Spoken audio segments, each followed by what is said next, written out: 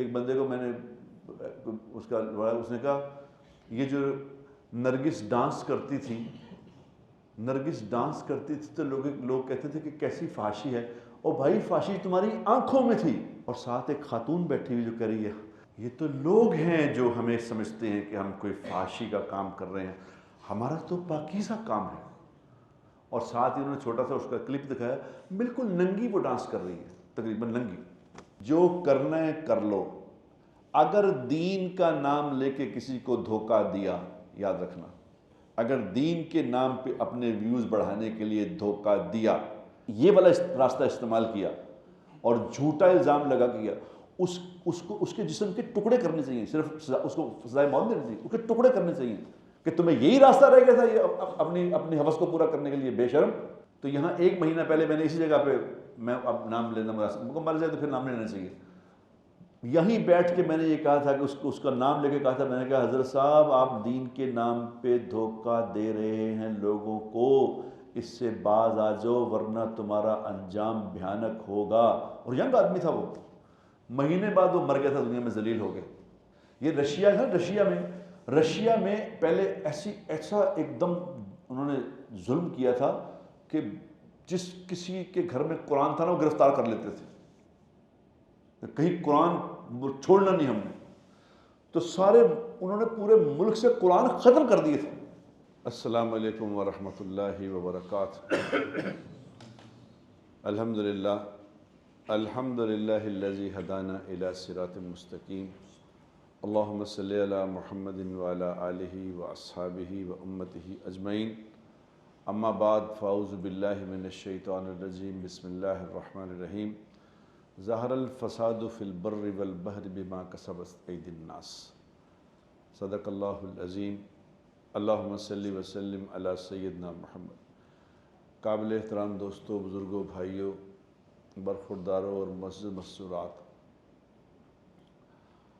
مجھے ایک واقعہ بھی یاد آیا کہ وہ ہمارے لاہور کے ایک بزرگ ہوتے تھے، وہ کہا کرتے تھے کہ جب کافی 70-75 سال کے ہو گئے تو کہا کرتے تھے کہ وہ نا ایک دفعہ میں چھوٹا سا تھا تو 8ویں 9ویں جماعت میں پڑھتا تھا، اس وقت تاریخ کی ایک بک ہوتی تھی، تاریخ،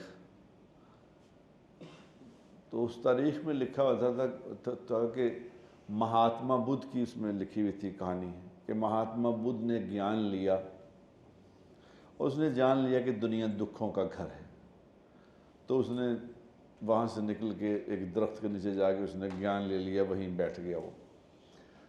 تو کہہ رہا کہ میں نے سوچتا تھا کہ دنیا دکھوں کا گھر کہاں ہے۔ عمر تھی ہماری 13-14-15 سال، تو ہم کبڈی کھیلتے تھے، کھاتے تھے، پیتے تھے، ہنستے تھے، بولتے تھے، مزے کرتے تھے، تو یہ دنیا دکھوں کا گھر کدھر ہے؟ کہتے وہ چنگا مہاتما بدھ سے جنہیں پہچانے دنیا دکھوں کا گھر ہے، دنیا تو انجوائمنٹ کی جگہ ہے، یہاں کیا دکھ کہاں ہے یہاں؟ کہتے پھر جب شادیاں ہو گئی، جب بچے ہو گئے، پھر بچے جب بڑے ہو گئے، جب وہ اپنی مرضیاں کرنے لگے، پھر جب آہستہ سے پتہ چلا کہ دنیا دکھوں کا گھر کیا ہوتی ہے۔ کہتے میرا ایک چھوٹا بیٹا تھا تو وہ بہت تنگ کرتا تھا، تو اس کو حفظ پہ ڈالا تھا، حفظ کرا رہے تھے اس کو، تو وہ آدھا قرآن شریف نے حفظ کیا تو بھاگ گیا کہ میں نے نہیں کرنا حفظ۔ اب سارے بڑے بھائی بھی اور ہم سب مل کے اسے کہ حفظ کر، تو وہ اس نے کہا میں نے نہیں کرنا حفظ، مجھے جان سے مار دیں، میں نے حفظ نہیں کرنا۔ تو ہمیں سمجھ نہ آئی، اس کو جب بہت زیادہ پریشر ڈالنا تو وہ صبح اٹھا تو اٹھ کے درخت، ہمارے گھر میں کہتے درخت تھا، درخت پہ چڑھ گیا، درخت پہ اوپر جا کے اس نے کہا میں نے درخت سے اوپر چھلانگ مار دینی ہے اگر آپ نے مجھے حفظ کرایا تو میں چھلانگ مار دوں گا۔ تو ہم نے اسے کہا کہ چل تو یہ نہیں کراتے حفظ، آ جا۔ انہوں نے کہا نہیں۔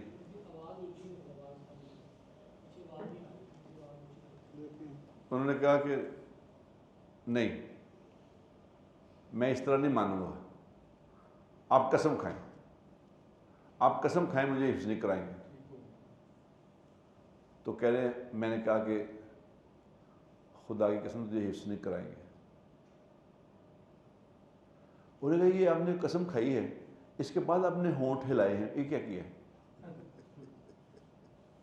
کیونکہ اس کو وہ تو کہ مولویوں کے گھر میں رہتا تھا، اسے پتہ تھا کہ اگر قسم کھا کے کہو نا کہ انشاءاللہ، اللہ کی قسم انشاءاللہ کروں گا، تو یہ پھر وہ قسم نہیں ہوتی، اس کا مطلب ہوتا ہے کہ اللہ نے چاہے تو کریں گے، نہیں تو نہیں کریں گے۔ تو کہہ رہے اس نے کہا کہ اے تو جڑا بعد چ جڑے منہ ہون تھوڑے ہلے نا، اے تسی اس طرح قسم کھاؤ کہ اللہ کی قسمیں میں حفظ نہیں کراؤں گا۔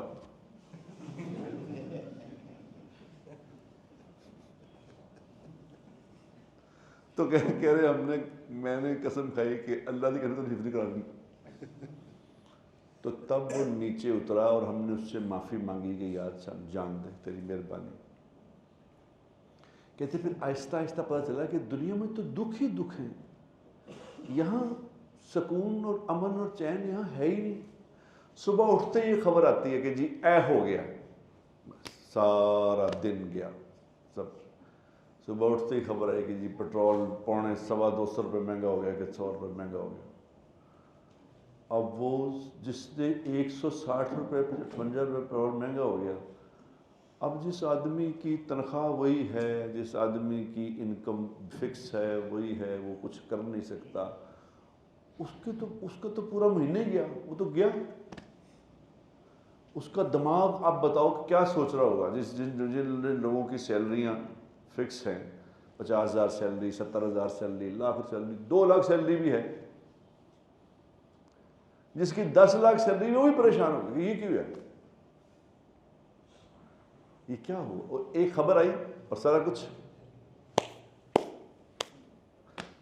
شادیاں ہو رہی ہیں، فنکشن ہو رہے ہیں جناب، ڈھولکیاں بج رہی ہیں، بڑا اعلیٰ پروگرام چل رہا ہے یہ وہ، تو ایک دم فون بجا بیگم صاحبہ کا، فون پہ انہوں نے کہا وہ کون ہے، اصل مزے کر رہے ہیں۔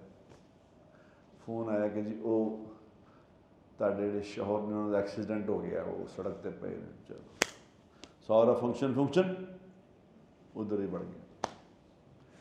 ایک خبر کی ہم مار ہیں، صرف ایک خبر آ جائے بری، ایک خبر، اور بری خبر روز آتی رہتی ہے فٹافٹ۔ دنیا میں اچھی خبریں تو کبھی کبھی آتی ہیں، ایک خبر اچھی آتی ہے، اس کے پیچھے 500 خبریں بری بھاگ رہی ہوتی ہیں کہ آپ طرح کرنے پتا۔ دنیا امتحان کی جگہ ہے، یہ امتحان ہے۔ اور لیکن اللہ تعالیٰ کیا کہتے ہیں؟ اللہ تعالیٰ کہتے ہیں کہ میں نے جو آیت پڑھی نا کہ ظہر الفساد فی البر والبحر بما کسبت ایدی الناس، جو خشکی اور تری میں، زمین پہ اور سمندروں میں جو کچھ تباہی مچی ہوئی ہے نا، یہ سب تمہارے اپنے ہاتھوں کی کمائی ہے۔ یہ ہم ظالم نہیں ہیں، یہ تم ہو جو کرتے ہو اس کا نتیجہ نکلتا۔ ہم نہیں اچھا یہ بات سمجھنے کو ہم تیار نہیں ہوتے۔ رات مجھے ایک جگہ ایک شادی تھی، تو اس میں بڑے بڑے صنعت کار لوگ بیٹھے تھے، جو کاروباری لوگ، تو اکثر کے پیسے دبئی میں ڈوب گئے، اکثر میں سے ویسے میں نے ایک بندہ مجھے کہنا یہ اللہ پائن میں ہونے 1 ارب روپے لایا ہی سی، 1 ارب روپے لایا ہی سی، تو اے لاندے ہی ہو گیا۔ دوسرے نے کہا جی میں نے ابھی وہاں ولا لیا تھا کسی نے، کیونکہ سارے مال والے تو دبئی چلے گئے تھے۔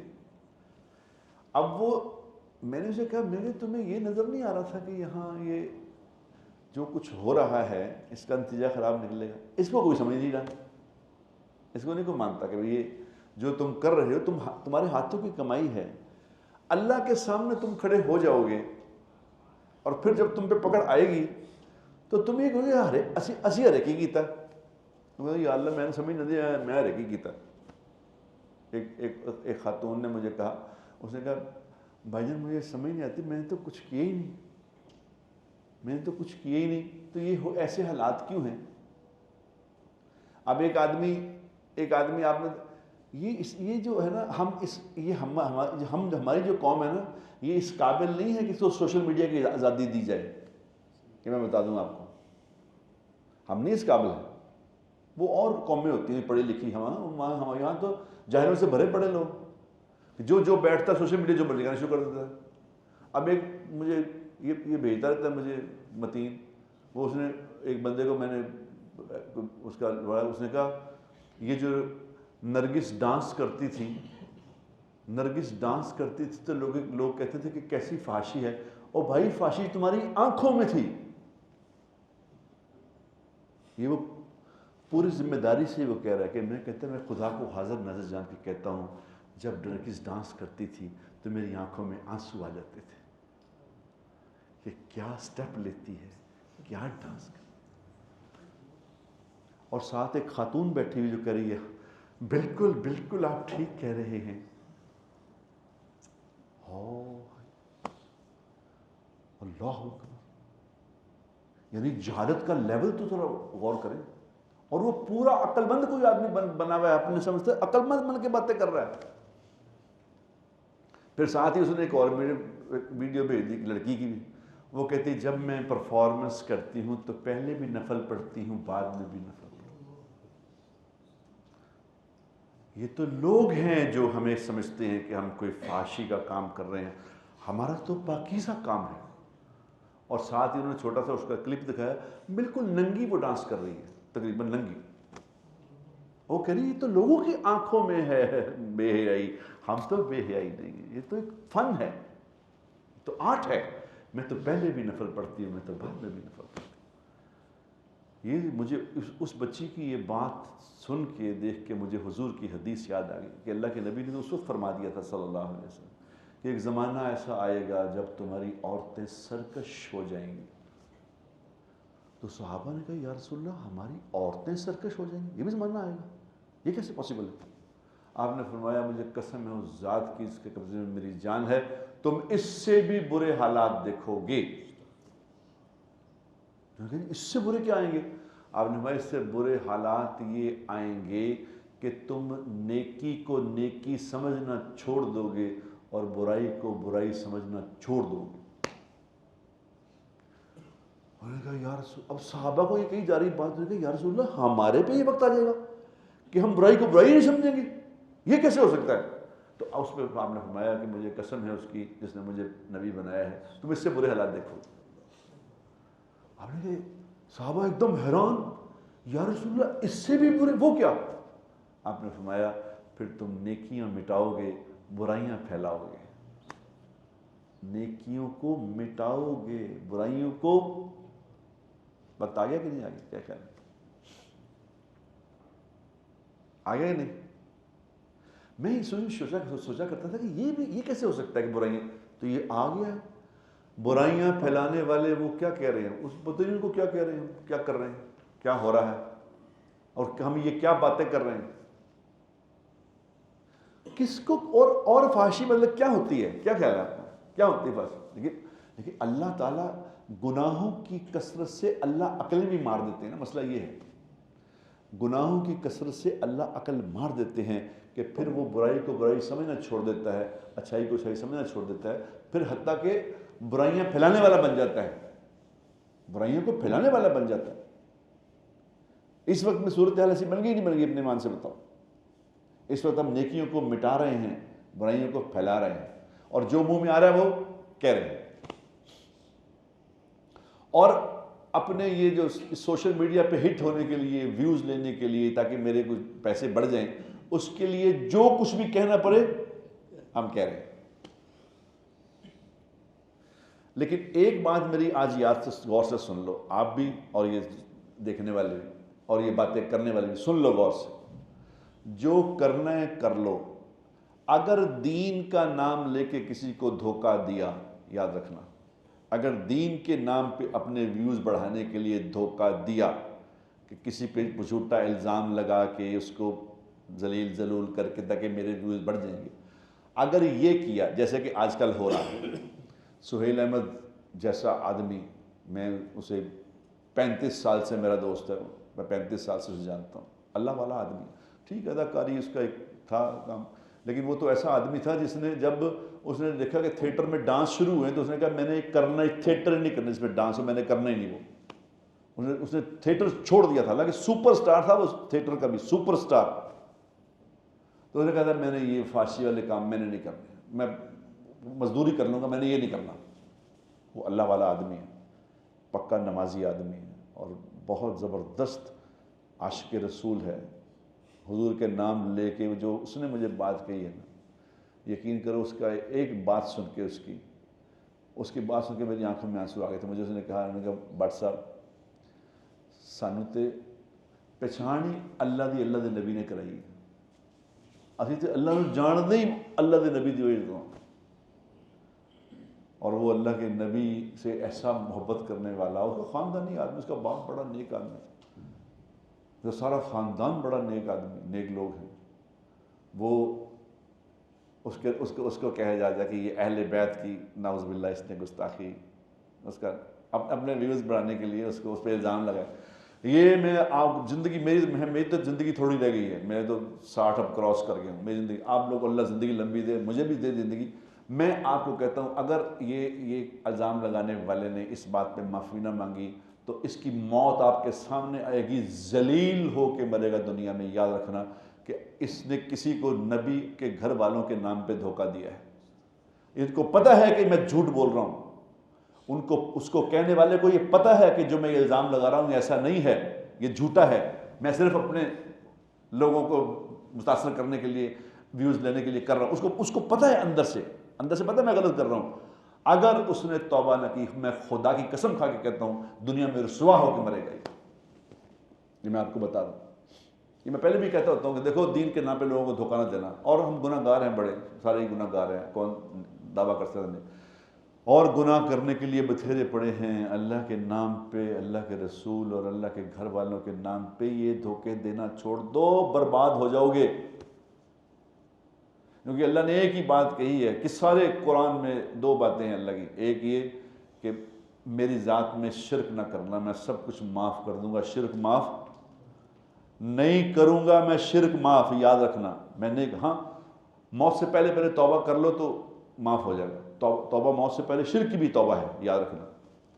لیکن اللہ نے کہا اگر میرے نبی کی شان میں گستاخی کی، اگر میرے نبی کی شان میں گستاخی کی تو یاد رکھنا میں تمہارے سارے اعمال ضائع کر دوں گا اور تمہیں بتاؤں گا بھی نہیں. یہ بھی نہیں کہ بتا دوں نہیں، جب تم کھڑے ہو گئے قیامت سے پتہ چلے گا میں تو اعمال کرتا تھا، میں تہجد پڑھتا تھا، میں تو نماز، یہ وہ کدھر گئے؟ ختم ہو گئے کہ میرے نبی کی شان کے بارے میں تم نے یہ کہا تھا. اور میں تو یہ کہتا ہوتا ہوں جس طرح بلاسمی کا قانون ہے نا، کہ جس نے نبی کی شان میں نعوذ باللہ کروڑوں دفعہ نعوذ باللہ کے شان میں کوئی گستاخی کا لفظ کہہ دیا، اس کی سزا تو موت ہے.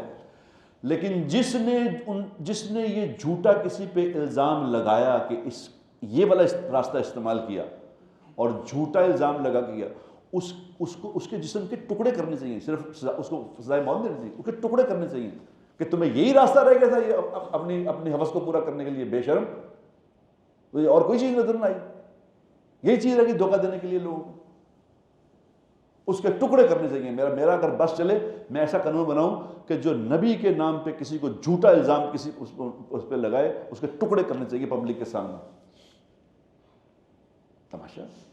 اب اس پہ اگر تم اس طرح زندگی گزارو گے اور یہ اب ایسے حالات پیدا کر دو گے تو انتظار کرو، کوئی ایسی بات نہیں، صبر کرو. بے حیا قوموں کو اللہ چھوڑا نہیں کرتے میرے دوستو. یہ اللہ کا جہان ہے، اس کا مالک اللہ ہے. یہاں اللہ کی ہی چلی ہے، اللہ کی ہی چل رہی ہے، اللہ ہی کی چلے گی. دنیا میں جو قیمتوں کا ریٹ بڑھتا ہے، یہ جو پیٹرول کا ریٹ بڑھا ہے نا، یہ خدا کی قسم امریکہ نے نہیں بڑھایا، یہ ایران جنگ سے نہیں بڑھا، یہ پاکستان حکومت نے نہیں بڑھایا. اس پہ کسی کو الزام دینے کی ضرورت نہیں ہے. یہ بات غور سے سمجھ لو، کیونکہ خانہ کعبہ کے اوپر روزانہ ایک فرشتہ اعلان کرتا ہے آ کے، جو ہمیں نظر نہیں آ رہا، موت کے بعد نظر آ جائے گا. روزانہ اعلان کرتا ہے کہ آج دنیا کی منڈیوں میں یہ بھاؤ کھلیں گے، آج یہ بھاؤ ہوگا سونے کا. یہ اسٹاک مارکیٹیں نیو یارک میں نہیں بنتی، اس کے ریٹ نیو یارک سے نہیں نکلتے، سونے کے ریٹ نیو یارک سے نہیں نکلتے، پیٹرول کے ریٹ نیو یارک سے نہیں نکلتے، یہ آسمانوں سے نکلتے ہیں. اللہ نکالتا ہے ریٹ. اللہ جب دنیا والوں کے، لوگوں کے، مسلمان کے جب اعمال ٹھیک ہو جاتے ہیں تو اللہ چیزیں سستی کر دیتے ہیں. جب مسلمانوں کے اعمال بگڑ جاتے ہیں، جب یہ صورتحال بن جائے، جو لوگوں کو دین کے نام پہ دھوکہ دینے والے بن جائیں، دین کے نام پہ اللہ اور رسول کا نام لے کے اپنی دکانداریاں چلا رہے ہیں لوگ، جب اس لیول کی، دیکھو ایک تو گناہ ہے شراب، جوا، زنا، یہ جو گناہ ہے، ایک تو یہ گناہ تو چھوٹے سے گناہ ہیں. یہ جو میں گناہ جس میں تم ملوث ہو رہے ہو، جب اس لیول پہ گناہوں پہ آ جاؤ گے تو تم ساری قوم کو تباہ و برباد کرنے کے ذمہ دار بن جاؤ گے. یاد رکھنا، ان کو معمولی بات نہ سمجھو اس بات کو کہ میں نے بس میں نے تو کہہ دیا میں نے پھنساتا ہی ہوں میں. سبحان اللہ، تم نے پھنسا دیا. تم انتظار کرو، تم انتظار کرو، انتظار کرو، تمہیں لگ جائے گا پتہ کہ تم نے کس کے نام پہ دھوکہ دیا تھا. اور دھوکہ تو دنیا میں کسی کو ویسے دھوکہ دو. وہ اشفاق صاحب رحمۃ اللہ علیہ فرمایا کرتے کہ دھوکہ کسی نے دینا نا، ایک دھوکہ بڑی عجیب و غریب شے ہے جی. ایک گھومدی نا، ایک گھومدا ہے، ایک گھوم کے بڑا ہو کے واپس آتا ہے، گھومتا رہتا ہے اور بڑا ہو کے واپس آتا ہے. اور ایسا دھوکہ دیتا ہے کوئی کہ پھر چیخیں نکل جاتی ہیں. کوئی ہے کہ ہے ڈرنا تو اس کو سوچ رہا تھا کہ میں نہیں کیتا کسی نے، میں تو کسی نے کیا نہیں، لیکن وہ اللہ کے ہاں لکھا ہوا تمہارا معاملہ ہی.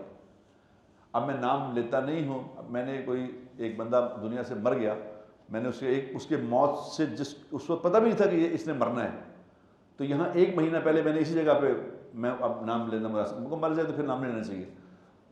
یہیں بیٹھ کے میں نے یہ کہا تھا کہ اس کا نام لے کے کہا تھا، میں نے کہا حضرت صاحب آپ دین کے نام پہ دھوکہ دے رہے ہیں لوگوں کو، اس سے باز آ جاؤ ورنہ تمہارا انجام بھیانک ہوگا. اور ینگ آدمی تھا وہ، مہینے بعد وہ مر گیا تھا، دنیا میں ذلیل ہو گیا. یہ یوٹیوب پہ پڑھی ہے میری ویڈیو، دیکھ لو. 1 مہینہ پہلے کہا تھا میں. یہ نہیں کہ میں کوئی نیک آدمی بہت بڑا ولی ہوں، میں مجھے غیب کی خبریں آتی ہیں. نہیں، یہ تو جو ہو رہا ہے، جو تم کر رہے ہو اس کا نتیجہ نکلے گا. جہاں بے حیائی ہوگی اس قوم نے تباہ ہونا ہے. اگر مسلمان ہے تو یاد رکھنا، غیر مسلموں کا معاملہ نہیں ہے. غیر مسلموں کو تو چھٹی ہے قیامت تک. یہ لوگ دھوکہ کھا جاتے ہیں اس بات سے کہ یورپ میں بھی تو یورپ والے سارے یہ کر رہے ہیں، امریکہ میں یہ ہو رہا ہے، وہاں برازیل میں یہ ہوتا ہے، فلاں جگہ پہ، وہاں تو کچھ نہیں عذاب آتے.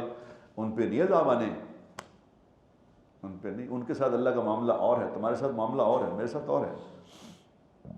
مجھے اللہ تعالیٰ نے کلمہ عطا فرمایا ہے میرے دوستوں. کلمہ ساری کائنات کی سب سے بڑی دولت کلمہ ہے، کیونکہ حضور اکرم صلی اللہ علیہ وسلم کے فرمان کا مفہوم ہے کہ 7 زمین 7 آسمان ترازو کے ایک پلڑے میں رکھ دو. 7 زمین 7 آسمان ترازو کے ایک پلڑے میں رکھ دو، اور ایک پلڑے میں لا الہ الا اللہ محمد الرسول اللہ رکھ دو، تو کلمے والا پلڑا جھک جائے گا. اور یہ اللہ کے نبی کا فرمان ہے، میرا فرمان نہیں ہے جو آپ کہیں گے کہ تم کیا کہہ رہے ہو. اور اس کی مجھے یہ حدیث کی سمجھ میں اس طرح آئی، میں نے کہا یار یہ اللہ کے نبی کا فرمان سر آنکھوں پہ، لیکن ایسے سمجھنے کے لیے میں کہہ رہا ہوں کیسے کر. تو مجھے سمجھ آیا کہ ایک چیک ہوتا ہے، چیک. آپ چیک لکھ دیں کہ جی یہ پورا شیپس، مثال کے طور پہ یہ پورا شیپس ہے جی، یہ 50 ارب روپے ہے، چلو لیٹ سے 50 ارب کا ہے، تو یہ 50 ارب ہے شیپس کی قیمت. تو اس کے اوپر ایک چیک لکھ دو 50 ارب کا، ایک کاغذ کا ٹکڑا ہے نا، 50 ارب اس میں 50 ارب چیک لکھا جا سکتا ہے نا. اب وہ لکھ دو 50 ارب، ایک ٹکڑا ہے، ایک پوری حقیقت ہے اس کی. یہ جتنی بھی جگہ ہے، 100 کنال 50 کنال جتنی جگہ ہے وہ ایک طرف، ایک ٹکڑا ایک طرف. یہ کلمے کے ٹکڑے کی یہ ویلیو ہے کہ 7 زمین 7 آسمان سے بھاری ہے جو اللہ نے آپ کو مجھے عطا فرمایا ہے. اگر اس کلمے کی لاج رکھنی ہے تو بے حیا نہیں ہونا، یاد رکھنا. جو بے حیا ہو گیا اس نے کلمے کی لاج نہیں رکھی. کیونکہ حدیث پاک میں آتا ہے کہ ایمان کی 77 شاخیں ہیں. 77 کتنی شاخیں؟ 77. سب سے پہلی شاخ لا الہ الا اللہ محمد رسول اللہ، سب سے پہلی شاخ. اور سب سے آخری شاخ جو ہے وہ کیا ہے؟ راستے سے کسی تکلیف دہ چیز کو ہٹا دینا، کہ لوگوں کو تکلیف نہ ہو، میں پیچھے کر دوں. یہ ایمان کی آخری شاخ ہے. اور پھر آپ نے فرمایا کہ حیا، شرم حیا ایمان کا سب سے اہم جز ہے. حیا، اگر تم بے حیا ہو گئے، اگر تم ایمان والے ہو کے بے حیا ہو گئے تو دنیا میں ہی عذاب کا مزہ چکھو گے، یاد رکھنا، آخرت میں تو آئے گا ہی، یہاں بھی چکھو گے۔ اللہ تمہیں راتوں رات فقیر کر دے گا، کیا کرو گے؟ رات کو سو تو بادشاہ، صبح اٹھو تو فقیر۔ ایسے نہیں، آپ نے دیکھے نہیں کہ رات کو بادشاہ تھے صبح جیل میں تھے؟ نہیں دیکھا؟ تو آپ اپنے دکانداری چلانے کے لیے لوگوں پہ دینی الزامات، لوگوں پہ ان کی ذاتی الزامات، کسی پہ کچھ، کسی پہ کچھ، کسی پہ کچھ، ایسا یہ وہ گناہ ہے، یاد رکھنا، یہ وہ گناہ ہے، لوگوں کو ذلیل کرنا اور اس کے لیے دین کو استعمال کرنا۔ یہ وہ گناہ ہے جو جس پہ اللہ معافی کی توفیق نہیں دیتا، پکڑ جاتے، ویسے ہی پکڑ جاتا ہے آدمی، اسی طرح پکڑا جاتا ہے۔ میرے دوستو، یہاں اللہ تعالیٰ نے ایک زندگی دی ہے، اس کو سمجھو، خدا کے لیے اس کو سمجھو۔ ہمارے پاس ایک سب سے بڑا معجزہ ہے، خدا کی قسم۔ لوگ معجزہ مانگتے ہیں، نبی کو کہتے تھے، لوگ نبی کو کہتے ہیں کہ کوئی معجزہ دکھائیں۔ ہم معجزہ کس کو سمجھتے ہیں؟ ہم معجزہ اس کو سمجھتے ہیں کہ میں یہاں سے اٹھ کے ایک دم چھت پہ جا کے لگ جاؤں، کہ یہ معجزہ ہے، کہ جی ایسی دکھاؤ کوئی چیز۔ یہ جتنی دکانداری چل رہی ہے، جو میں کہتا ہوتا ہوں تو وہ لوگ کہتے ہیں جی آپ، کیونکہ دیکھو شیطان کے فالوور زیادہ ہیں دنیا میں، اللہ کے فالوور کم ہیں۔ ایمان والے کتنے ہیں؟ 1.5 بلین، 2.25 بلین، اور شیطان کے فالوور کتنے ہیں؟ 6 بلین سے زیادہ ہیں۔ تو کس کے فالوور زیادہ ہوئے؟ تو آپ کہیں کہ نعوذ باللہ اللہ فیل ہو گئے؟ اللہ قرآن میں کہہ رہے ہیں ایمان والے تھوڑے ہی ہوں گے، تھوڑے ہی تم میں سے ایمان لائیں گے، تھوڑے ہی تم میں سے ایمان والے ہوں گے، تھوڑے ہی تم میں سے خیر کرنے والے ہوں گے، تم میں سے تھوڑے ہی ہوں گے، تھوڑے۔ اور سویٹ ڈش تھوڑی ہوتی ہے دنیا میں، آلو گوشت بہت زیادہ ہوتا ہے، سویٹ ڈش تھوڑی۔ یہ اللہ کا سسٹم اللہ نے بنایا ہے، یہ تھوڑے ہی ہوں گے ہمیشہ۔ اس بات سے نہ سمجھو کہ یوں تو انی دنیا یا کر گئی وہ کر گئی، نہیں۔ اور تمہیں اللہ تعالیٰ نے ایک مقام دیا ہے، ایک تمہیں زندگی دی ہے، تمہیں اپنا نام دیا ہے، تم ایمان والے ہو، ہوئے ہوئے ہوئے ہوئے ایمان والے۔ اس کو اللہ نے کہا کہ یہ زندگی تمہیں ایک خوبصورت زندگی دی ہے، یہ تمہارے پاس زندگی، ہمارے پاس ہے، کسی اور کو ہے ہی نہیں زندگی۔ اس زندگی کو سیکھنے کے لیے اللہ تعالیٰ نے قرآن بھیجا ہے، معجزہ قرآن ہے، سب سے بڑا معجزہ۔ ذرا غور کرو گے تو پتہ چل جائے گا کہ کتنا بڑا معجزہ ہے قرآن، کیونکہ ہم تو پڑھتے ہی نہیں قرآن، ہمیں کیا پتہ معجزہ کیا ہوتا ہے۔ یہ جو قرآن ہے، پہلے اللہ نے اپنے نبی کو پڑھنا لکھنے نہیں دیا، کسی کو استاد نہیں بنایا نبی کا، کسی نے حضور نے کسی سکول میں پڑھا نہیں کہ لکھنا پڑھنا نہیں سکھایا، تاکہ لوگ کو کہہ نہیں سکے کہ جی انہیں فلانے استاد نے سکھایا سے۔ پھر جب پڑھنا لکھنا نہیں سکھایا تو پھر ساتھ اس کو قرآن دیا۔ جب قرآن دیا تو اللہ نے کہا یہ دیکھو یہ معجزہ ہے، یہ کوئی جو آدمی پڑھنا لکھنا نہیں جانتا یہ قرآن لکھ سکتا ہے، یہ قرآن کہہ سکتا ہے، جس میں قیامت تک کے آنے اصول بتائے گئے ہیں۔ یہ رشیا میں پہلے ایسا ایک دم انہوں نے ظلم کیا تھا کہ جس کسی کے گھر میں قرآن تھا نا وہ گرفتار کر لیتے تھے، کہیں قرآن چھوڑنا نہیں ہم نے، تو انہوں نے پورے ملک سے قرآن ختم کر دیے تھے۔ جس کے گھر میں قرآن نکل آتا تھا وہ گرفتار ہو جاتے تھے۔ بچوں سے سنتے تھے وہ سکولوں میں، میں نے سنا کہ بچوں سے سنتے تھے وہ سکولوں میں کہ بیٹا تم لوگ کون ہو؟ جی مسلمان ہیں ہم۔ اچھا کلمہ آتا ہے؟ تو جو بچہ کلمہ سنا دیتا تھا اسے گھر والوں کو گرفتار کر لیتے تھے، کلمہ کیوں سکھایا اس کو؟ ایسا جبر تھا۔ یہ جب اللہ نے ریاستیں جب آزاد کریں تو وہ جب ریاستیں آزاد ہوئیں تو انہوں نے کہا کہ بھی دنیا کو دکھانے کے لیے کہ ہم نے تو کوئی ظلم نہیں کیا تھا لوگوں پہ، تو انہوں نے کہا کہ جی ہمارے ملک میں تو اب کوئی حافظ بھی ہیں، قرآن کے حافظ بھی ہیں۔ انہوں نے کہا شاید ہمارے ملک میں کوئی حافظ قرآن بھی ہو تو تم 4-5 حافظ پیش کر دیں گے۔ تو انہوں نے ایک ریاست میں اعلان کیا کہ یہاں کوئی حافظ ہے، تو وہاں ہزاروں لوگ نکل لگے جی ہم حافظ ہیں۔ انہوں نے کہا تم کہاں سے حفظ کس نے سکھایا، تمہیں کس نے حفظ کرایا؟ اور مجھے ایک مفتی صاحب مجھے بتا رہے تھے، اس نے کہا میں وہیں کا ہوں، میں نے خود کرغزستان میں میں نے ایسے حافظ دیکھے ہیں جو 3 دن میں قرآن شریف ختم کرتے ہیں، رمضان میں 10 سپارے پڑھتے ہیں رات کو، اور 3 دن میں قرآن ختم، یعنی ایسا نہیں پڑھتے وہ تالا مندا ایسا نہیں، تالا مندا ایسا نہیں پڑھتے، سمجھا کے پڑھتے ہیں، عشاء پہ شروع کرتے ہیں، سحری پہ ختم کرتے ہیں 10 سپارے روزانہ، اور کہتے ہیں خدا کی قسم ایک غلطی نہیں آتی، ایک غلطی نہیں آتی۔